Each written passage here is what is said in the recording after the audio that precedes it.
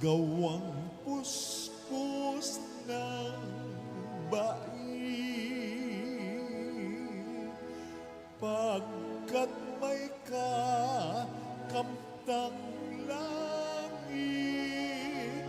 Alleluia,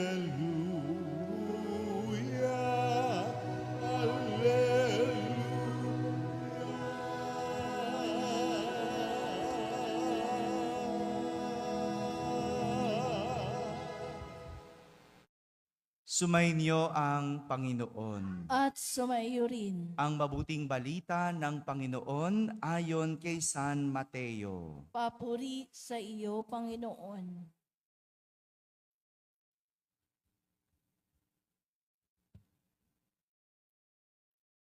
Noong panahong iyon, nang makarating kay Herodes na tetrarka ang balita tungkol kay Jesus, sinabi niya sa kanyang mga lingkod, siya ay si Juan Bautista na muling nabuhay, kaya siya nakahagawa ng mga himala. Si Herodes ang nagpahuli, nagpagapos at nagpabilanggo kay Juan. Ang dahilan ay si Herodias na asawa ng kapatid niyang si Felipe. Laging sinasabi ni Juan kay Herodes, hindi matuwid na magsama kayo ng asawa ng iyong kapatid.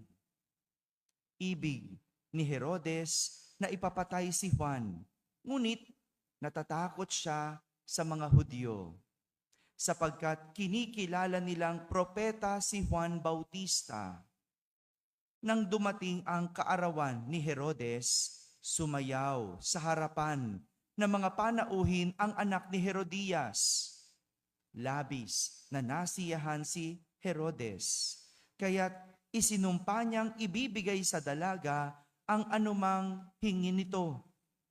Sa udyok ng kanyang ina ay sinabi ng dalaga, ibigay po ninyo sa akin ngayon din sa isang pinggan ang ulo ni Juan Bautista. Nalungkot ang hari, ngunit dahil sa kanyang pangakong narinig ng mga panauhin, iniutos niyang ibigay iyon sa dalaga. Kaya't pinapugutan niya si Juan sa bilangguan. Inilagay ang ulo sa isang pinggan at ibinigay sa dalaga. Dinala naman ito ng dalaga sa kanyang ina. Dumating ang mga alagad ni Juan, kinuha ang kanyang bangkay at inilibing. Pagkatapos, ibinalita nila ito kay Jesus. Mga kapatid, ang mabuting balita ng Panginoon. Pinupuri ka namin, Panginoong Heso Kristo.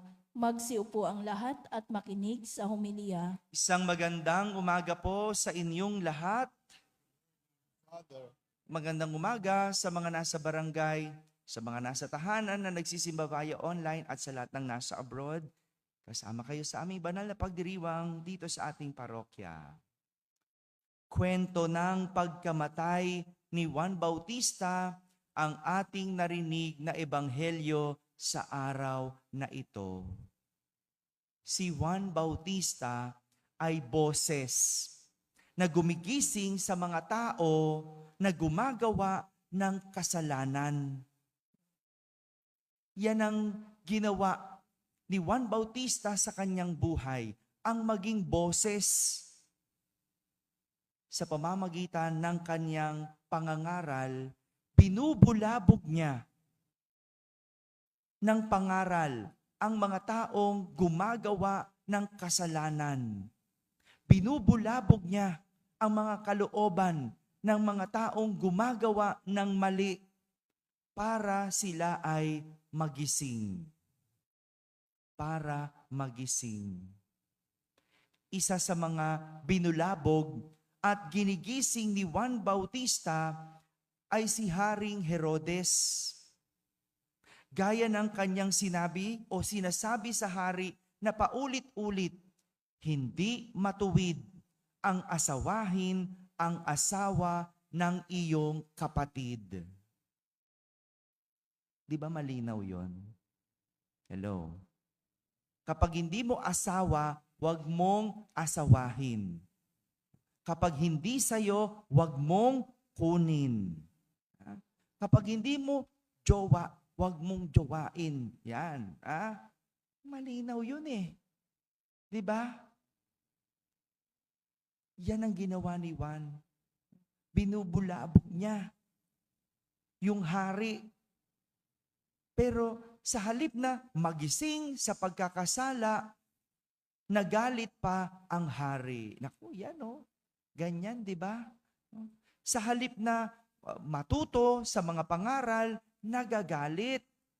Nagtanim ang hari ng galit sa kanyang loob. At anong nangyari? Gusto niyang ipapatay si Juan. Di ba ganyan? Kapag ang tao, sinasabihan mo, nagagalit, nangangatwiran, nagdadahilan, no? Makinig ka muna. Malibang sinasabi sa'yo, hindi ba binubulabog yung konsensya mo? Pero kadalasan ng tao, ang inisyal na reaksyon, magalit, mangatwiran. At gaya ni Haring Herodes, kinimkim niya yung galit kay Juan.